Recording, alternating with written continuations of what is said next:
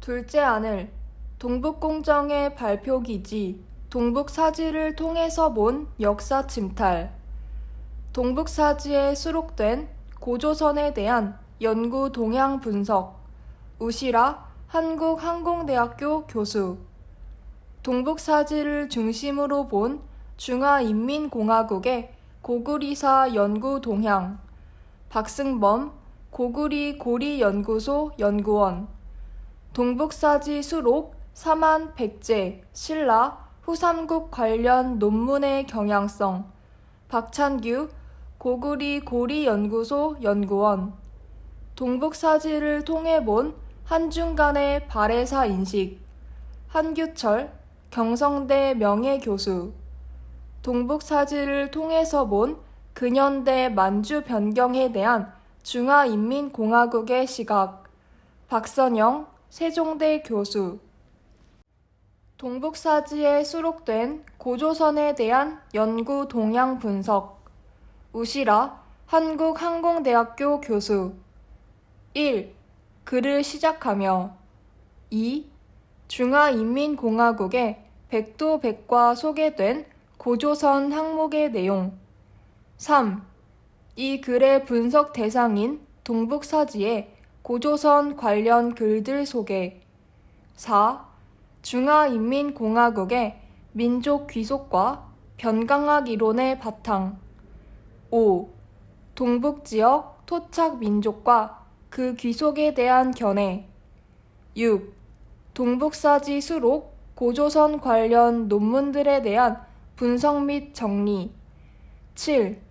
동북아시아 고대사 연구의 새로운 지평과 고조선. 8. 글을 마치며 한국학계의 과제. 1. 글을 시작하며. 동북사지는 1. 2004년 1월부터 2016년 2월까지는 동북사지라는 이름으로. 2. 2016년 3월부터 2017년 1월까지는 학문으로 이름을 바꿔서 발간되었으며. 3. 이후에는 스스로 폐간한 동북아시아 역사 문화 관련 전문 학술지였다. 동북사지의 글들은 1. 동북공정 진행 과정의 결과물들을 한 곳에 모아 소개하고. 2. 이를 학계에 두루 알리는 목적이 강하다. 이런 목적을 달성하고 나서는 스스로 동북사지를 폐간하였다. 이런 까닭에 동북사지에 실린 글들은 이미 중화인민공화국 학계의 논의를 거친 만주지역 역사 문화 해석에 대한 주된 흐름이라고 보인다. 동북사지에 실린 글들을 통해서 소위 동북공정 이후 최종적으로 만주 일대 변강 지역에 대한 중화인민공화국 학계의 변화된 입장을 살펴볼 수 있다. 우리의 상고사와도 긴밀하게 연결된 만주 일대의 강역에 대한 변강학의 이론이나 이를 바탕으로 한 연구 결과와 새로운 역사 해석은 우리에게도 민감한 것일 수밖에 없다. 이 글에서는 동북사지에 실린 글들을 중심으로 주로 고조선에 대한 중화인민공화국 학계의 입장을 정리하고 분석하는 것을 1차 목표로 삼았다. 이들의 변화된 입장을 알아야 우리 나름의 대응책을 마련할 수 있기 때문이다. 2. 중화인민공화국의 백도백과에 소개된 고조선 항목의 내용. 고조선에 대한 한국 역사학계의 견해는 1. 출현 시기에 대해서는 이견이 있으나 기본적으로 고조선을 한국사로 다루고 있고. 2. 단군 조선에 대해서는 주류 학계에서는 신화로 부정하지만 일부 학자들은 실존을 인정하고 있고. 3. 현행 중고등학교 교과서에서는 단군이 고조선을 BC 2333년에 건국했다고 가르치고 있으며. 4. 기자조선에 대해서도 이견이 있으나 주류 학계는 기자가 독려하여 건설했다는 기자조선의 존재에 대해서는 부정하는 것이 일반적인 현황이다. 그렇다면 중화인민공화국의 역사학계에서는 고조선에 대해서 어떤 입장을 지니고 있을까? 한국인들에게는 낯설고 놀라울지 모르지만 중화인민공화국에서는 고조선에 대해서 기본적으로 1. 단군 조선은 신화에 불과하다고 인정하지 않으며 2. 기자 조선과 위만 조선은 화하족이 주체가 되어서 만든 지방 정권이나 제후국 혹은 번속국으로 보며 3. 따라서 기자 조선과 위만 조선 전체가 친화 역사의 일부라는 것이 기본 입장이다. 우선 중화인민공화국 사람들이 가장 많이 보는 대표적이고 대중적인 인터넷 포탈인 백도의 백과사전인 백도백과에 고조선을 어떻게 소개하고 있는지를 살펴보자. 아래 자료 1은 고조선 항목 소개 중에서 개괄적 소개 부분만을 번역한 것이다. 백도백과에 소개된 고조선에 대해서 정리하면 1. 단군 조선은 신화, 전설에 불과하며 2. 위치는 한반도 북부에 있었고 3. 기자 위만 조선 시기만 인정하며 4. 기자 위만 조선은 모두 친화 정권의 지방 정권이나 제후국 혹은 번속국이었으며 5. 문화적으로나 혈연적으로나 오늘날의 대한민국이나 조선민주주의인민공화국의 역사와 아무런 상관이 없으며 6. 주요 민족도 화하족과 부여족이며 7. 결론적으로 고조선은 친화 역사의 일부라는 것이다. 한국인들은 학교에서 한국사를 가르치고 배울 때 고조선부터 시작한다. 중화인민공화국의 논리대로라면 한국인들은 우리와 전혀 상관없는 친화 역사부터 배우기 시작하는 꼴이다. 우리나라에 이런 중화인민공화국의 입장을 수용할 학자나 일반인이 얼마나 있을까? 많은 한국인이 동북공정을 통해 고구리 역사를 빼앗아 가고 있다고 흥분할 때 중화인민공화국은 이미 고조선, 부여, 고구리, 발해의 역사를 모두 친화 역사로 만들어버렸다. 현재 중화인민공화국의 역사 고고학계에서 한국사로 인정하는 것은 삼한시대부터이며 그 영역도 한반도 중부 이남에 한정되어 있다.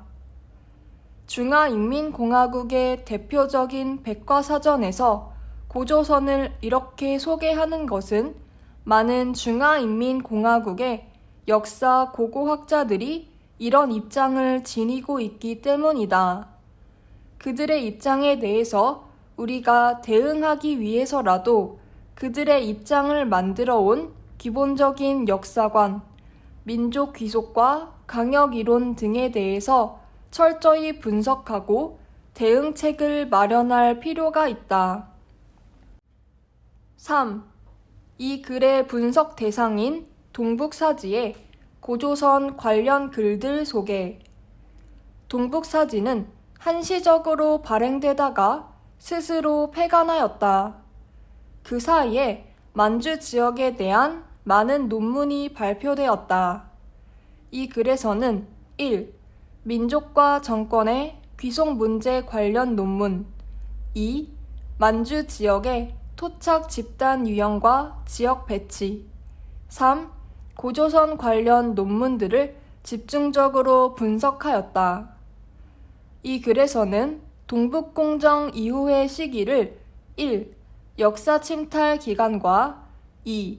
역사 침탈 마무리 기간으로 나누어 보았다. 이것은 동북공정이 실질적으로는 2009년까지 이어졌기 때문이다. 이 글에서 분석한 논문들을 연대별로 보면 아래 도표와 같다. 첫째, 동북사지에는 총 9편의 논문이 실려 있다. 대부분은 기자조선과 관련한 것인데 이는 중화인민공화국에서는 단군조선을 인정하지 않기 때문이다. 둘째, 고조선과 관련한 9편의 논문은 모두 역사 침탈 기간에 전문적인 학술 논문 분야에 실린 것들이다. 이것은 한국사 침탈의 첫 단계인 고조선에 대한 그들 나름의 입장 표명이 중요했기 때문이라고 보인다.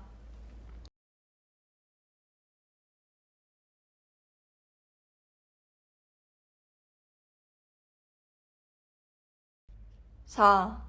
중화인민공화국의 민족 귀속과 변강학 이론의 바탕 1. 통일적 다민족 국가론과 중화민족 개념의 탄생 중화인민공화국에서는 신중국 건국 이후 세 차례의 대토론회를 거쳐서 56개 민족으로 구성된 중국의 역사와 강역을 어떻게 볼 것인가 하는 점에 대한 나름의 이론적 토대를 만들었다. 그것이 통일적 다민족 국가론이다. 통일적 다민족 국가론은 1. 중화인민공화국은 56개 민족이 하나의 중화민족으로 통일되어 구성된 국가라는 의미로 2. 이들 중화민족을 구성하는 56개 민족의 과거, 현재의 역사는 모두 친화 역사의 일부이며 3. 친화가 흥망성쇠를 거듭하는 역사상 친화의 강역은 현재 중화인민공화국의 강역이 기준이 아니라 최대 크기에 달했던 1840년 이전 곧 청나라 영토가 제국주의 침탈을 당하기 이전의 강역이 역사상 친화의 강역 기준이 된다는 이론이다. 필자는 이미 56개 민족을 모두 합쳐서 만드는 중화민족이라는 개념은 학술적으로 사용되기 어려운 유개념과 종개념의 구분을 무시한 개념적 오류를 지닌 용어라는 점을 아래와 같이 지적한 바 있다. 그러나 중화민족이라는 개념 자체가 문제가 있다. 중화인민공화국이라는 국가에 속한 사람을 중국인이라고 한다. 이 중국인은 56개 민족으로 구성되어 있다. 그런데 56개 민족을 하나로 묶어서 또다시 중화민족이라는 개념을 사용하고 있는 것은 개념적으로 성립되기 어렵다.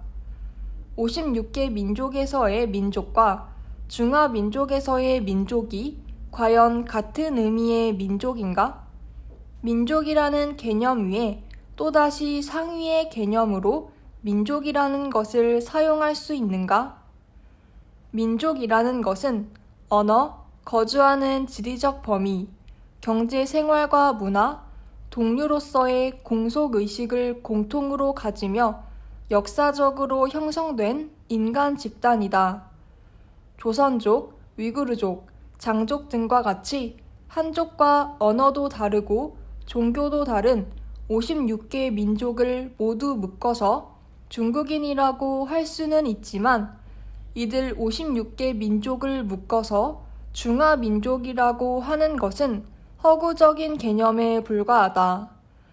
56개 민족으로 구성된 중국인은 있어도 56개 민족을 하나로 통합하는 중화민족은 없다.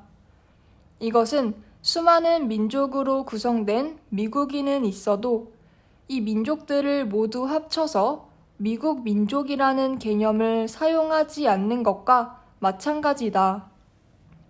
곧 56개 민족으로 구성된 중화인민공화국인은 있어도 56개 민족으로 구성된 중화민족이라는 개념은 성립될 수 없는 허구적 개념이다.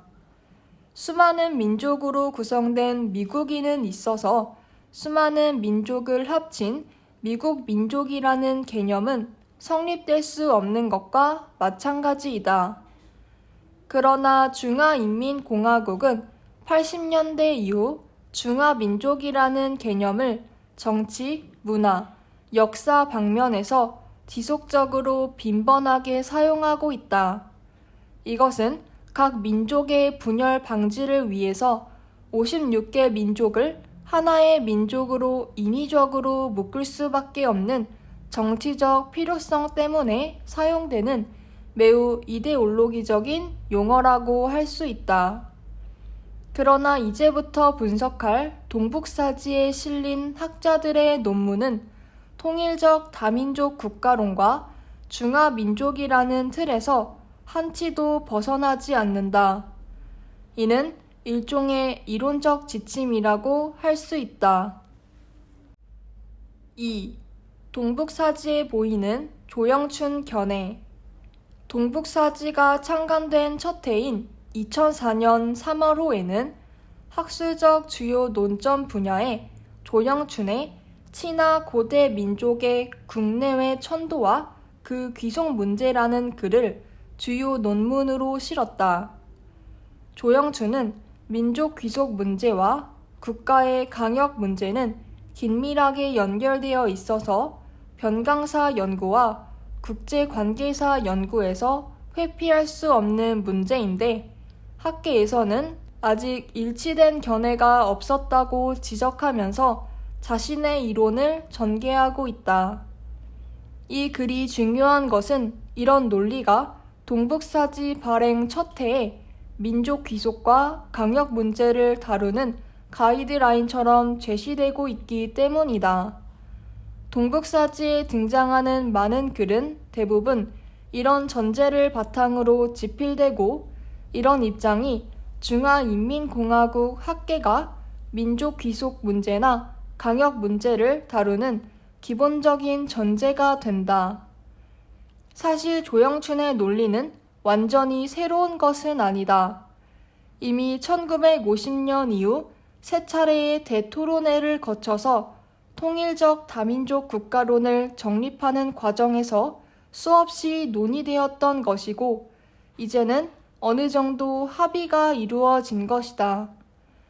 2000년 이후 이와 유사한 이론적 논리를 이끌어가는 주요 학자들은 마대정, 손진기, 조영춘, 초윤명, 장벽파, 도영호, 왕우랑 등이다. 중화인민공화국은 1980년부터 통일적 다민족 국가론을 확고히 정립하면서 56개 민족이 하나의 중화민족으로 통일된 국가라는 입장을 고수하고 있다. 아래에서는 조영춘의 입장을 통해서 중화인민공화국 학계가 민족 귀속 문제와 강역 문제를 다루는 기본적인 시각을 소개하기로 한다. 1. 민족 귀속 문제 및 강역 문제를 다루는 기본 전제. 우선 조영춘은 친화 역사상의 민족 귀속 문제와 강역 문제에 대한 기본 전제를 그가 2002년에 쓴 글을 바탕으로 아래와 같이 다시 강조하고 있다. 필자는 친화 역사상의 민족 귀속 및 그 강역 문제에 대한 인식은 반드시 오늘날 중화인민공화국의 강역이 포함하는 민족을 출발점으로 삼아 각 민족의 역사와 강역을 거슬러 올라가야 한다고 생각한다.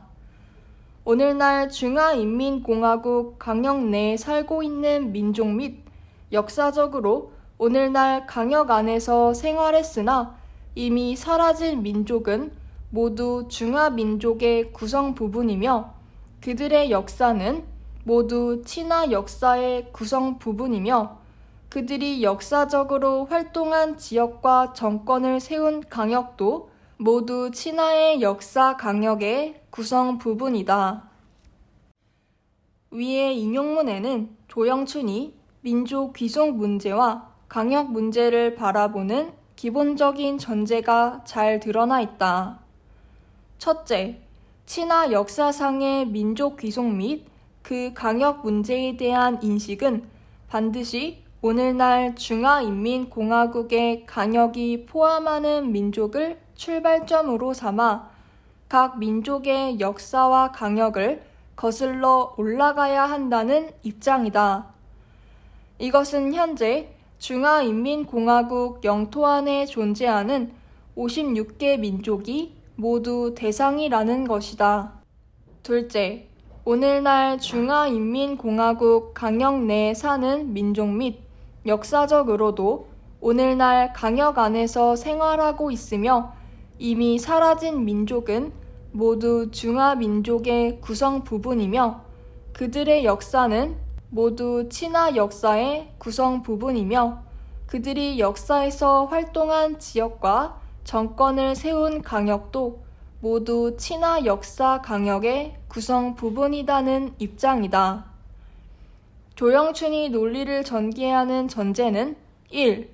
역사적으로 문제가 되는 민족 귀속 문제나 강역 문제는 현재 중화인민공화국 영토 안에 사는 56개 모든 민족에서 출발하여 역사적으로 거슬러 올라가야 하며 2. 현재 중화인민공화국 영토 안에 사는 민족뿐만이 아니라 과거 역사에서 현재의 중화인민공화국 영토 안에 살았던 민족이지만 현재는 사라진 민족은 모두 중화민족의 일부분이며 3. 이들 모든 중화민족의 역사는 모두 친화 역사의 일부분이며 4. 이들 중화민족이 역사적으로 활동한 지역과 정권을 세운 강역도 모두 친화 역사 강역의 일부분이라는 것이다. 2. 친화 역사에서 국경을 넘어간 민족에 대한 입장. 조영춘은 이런 이론적 전제를 바탕으로 민족 귀속 문제와 국경 문제를 다루기 위한 좀 더 구체적인 유형 분류에 들어간다. 그는 역사 과정에서 국경을 넘어간 민족을 의미하는 과계 민족을 세 가지 유형으로 나눈다. 첫째, 당대의 과계 민족이다. 역사시대 당시에 친화와 세계 각국에서 벌어진 민족 이동으로 국경을 넘어간 민족을 말한다. 이 경우에는 큰 논란이 없는데 1. 국경을 넘어간 민족이 현지 국가의 국적을 취득하여 현지 국가의 민족 혹은 국민이 된 경우에는 그 나라의 민족이 된 것이고 2. 국적을 취득하지 않았다면 교민이다. 둘째, 친화 역사상 내부 민족 정권 사이의 과계 민족이다. 여기에는 현재는 사라진 민족이나 정권도 모두 포함된다. 따라서 1. 양한, 흉노, 부여, 오환, 선비의 정권 2. 동진과 16국의 정권 3. 남북조의 정권 4. 수, 당, 고구리, 발의 정권 5. 송, 요, 금, 몽골 정권 6. 명, 후금, 청 정권 등은 모두 친화 내부의 민족 정권이며 나라 안의 나라라는 것이다. 또한 이 민족들이 서로 국경을 넘나들었어도 이들은 모두 친화 내부의 민족 이동이기에 민족 귀속 문제는 발생하지 않으며 당연히 친화에 속한다고 본다. 결국 고조선, 부여, 고구리, 발해를 이룬 민족은 중화민족의 일부이고 이들이 이룬 정권은 당연히 친화 역사의 일부라는 것이다. 셋째, 친화 민족 정권과 외국 민족 정권 사이의 과계 민족이다. 이 경우에는 민족 귀속 문제나 국경 문제가 매우 복잡한데 1. 어떤 민족 혹은 어떤 정권에 속했던 민족이 국경을 넘어 이동해서 그곳에서 정권을 수립한 경우에는 외향 발전이므로 그 민족과 정권이 본래 속했던 민족 정권 국가에 속하며 2. 어떤 민족 혹은 어떤 정권에 속했던 민족이 국경 너머로 이동해서 그곳에서 정권을 수립하지 못했지만 그곳에 본래부터 설립된 정권이 없었던 경우라면 그들이 본래 속했던 민족 정권 국가에 속하며 3. 어떤 민족 혹은 어떤 정권에 속했던 민족이 국경 너머로 이동하여 자기의 정권을 건립하지 못하고 그 지역에 있던 타민족 정권에 참여하는 경우에는 그 외국 민족 정권 국가에 속하며 4. 어떤 민족 혹은 어떤 정권에 속했던 민족이 국경 너머로 이동하여 외국 민족에 참여하고 일정 시간이 지난 뒤에 새로운 정권을 건립했을 경우에는 외국 민족 정권에 속한다고 본다. 3. 친화 국경 안에서 이동하거나 외래 민족이 이주해온 경우에 대한 입장. 첫째, 외래 민족이 친화에 상업이나 유학 등으로 왔다가 거주한 경우에는 그 수도 적고 친화 민족에 융합되기에 친화 민족에 속하고 강역 문제는 발생하지 않는다. 일본 신라의 입당 유학생이나 당나라 이후 유입된 중앙아시아나 서아시아의 이슬람 교도 등이 이에 해당한다. 둘째, 친화 정부가 강제로 이동시켜 친화에 유입된 민족의 경우에는 빠르게 친화 민족에 융합되어 친화 민족의 일부가 되었으므로 당연히 친화의 민족 정권 국가에 속한다. 몽골 제국 시기에 중앙아시아, 서아시아, 동유럽 등지에서 내려온 공장, 포수 등이 이에 속한다. 셋째, 전란과 기근, 기타 여러 가지 이유로 새로운 생활 공간을 모색하기 위해 외래 민족이 친화로 몰려오는 경우에는 친화의 소수 민족 중 하나가 되기도 하지만 그들은 기본적으로 친화 정권 국가에 속한다. 19세기에 연변 지역으로 유입된 조선인이 청나라의 소수 민족 가운데 하나가 된 경우가 이런 경우이다. 넷째, 외래 민족이 민족 정복 수단으로 친화에 침입한 경우이다. 침입한 곳이 친화의 민족 정권에 의해서 행정기구가 설립되어 관리되고 있었다면 명백한 침략이다. 4. 친화의 국경 밖으로 이주한 민족에 대한 입장. 첫째, 여러 이유로 친화 민족의 정권 밖으로 이주하여 그들만의 정권을 세우지 못하고 그 지역에서 민족 융합이 이루어진 경우에는 그곳의 외국 민족 정권에 속한다.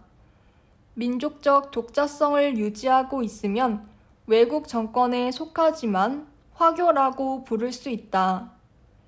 둘째, 역사상 친화 민족 정권이 전쟁 등에서 패하여 사람들을 데리고 국경 밖으로 이주한 경우에는 매우 복잡하다.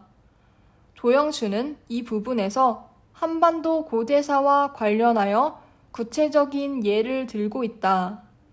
이 부분은 별도의 절로 아래에서 상세히 소개하기로 한다. 셋째, 몽골의 경우처럼 역사상의 친화 민족 정권이 대외 정복 과정에서 대거 외부로 이동한 경우다. 몽골 민족은 친화의 소수 민족 중의 하나이며 점령지에 세운 4대 칸국은 대외 침략에 속한다. 몽골 점령 당시의 4대 칸국은 몽골에 속해 있었다. 그러나 빠른 기간에 독립 발전하였고 현지에 진입했던 몽골 민족도 점차 융합되어 외국인이 되어 더 이상 친화 민족이나 역사상 친화 정권에 속하지 않게 되었다. 5. 새로운 변강학 이론에 따른 조영춘의 한국 고대사 해석. 우선 중화인민공화국 학자들은 단군 조선에 대해서는 인정하지 않기 때문에 고조선은 기자조선부터라고 보고 있다.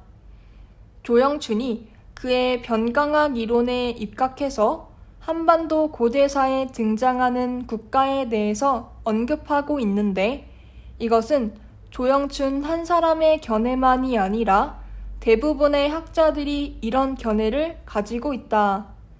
그의 견해를 정리하면 아래와 같다.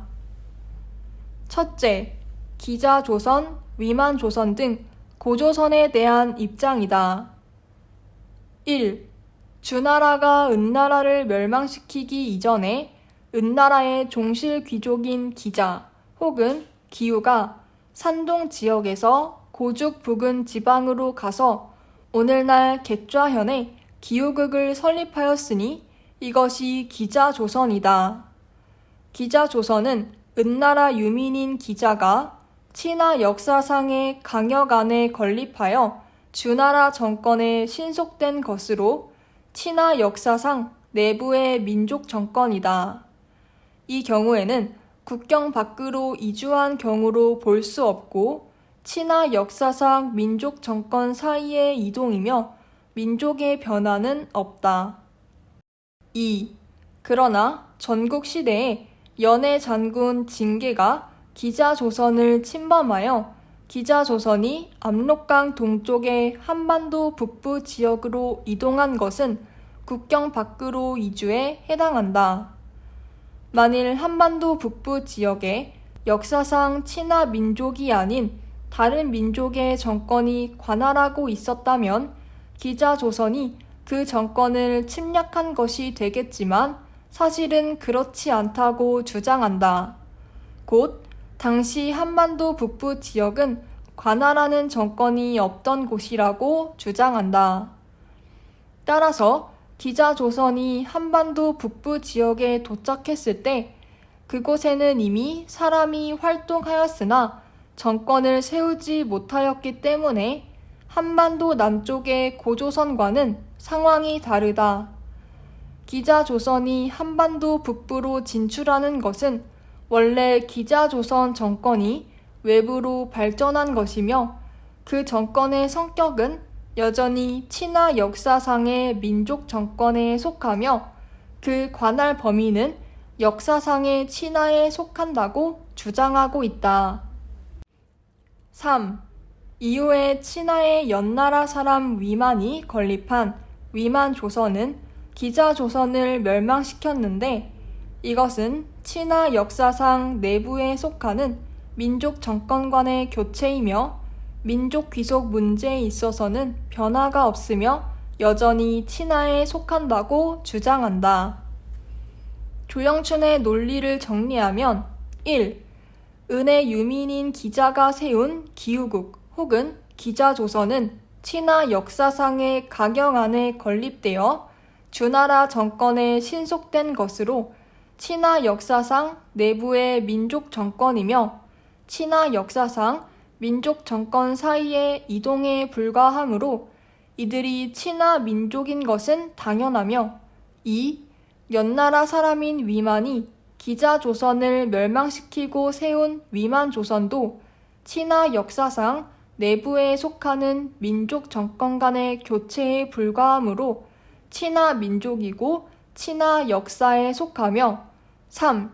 기자조선의 일부가 위만조선에 패하여 한반도 북부로 유입되었을 때 한반도 북부를 관할하는 독자적인 정권이 없었기 때문에 이는 기자조선 정권이 외부로 발전한 것이자 친화 역사상의 민족 정권이기 때문에 그들이 이주한 영역도 역사상의 친화 영토에 해당한다는 것이다. 결국 조영춘의 입장을 간추리면 1. 단군 조선은 인정하지 않으며 2. 기자조선과 위만조선을 모두 친화 민족이 건설한 정권이고 따라서 친화 역사의 일부이며 3. 위만조선에 패하여 기자조선 세력의 일부가 이주한 한반도 북부 지역도 역사상의 친화 영토에 속한다는 것이다. 이런 논리라면 우리 역사에서 고조선이 송두리째 친화 역사의 일부가 되는 것이다. 둘째, 사만에 대한 입장이다.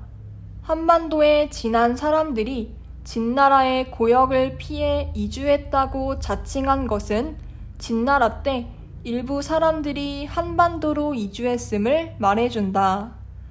그러나 그들이 한반도로 이주할 때 자신들의 정권을 세우지 않았다.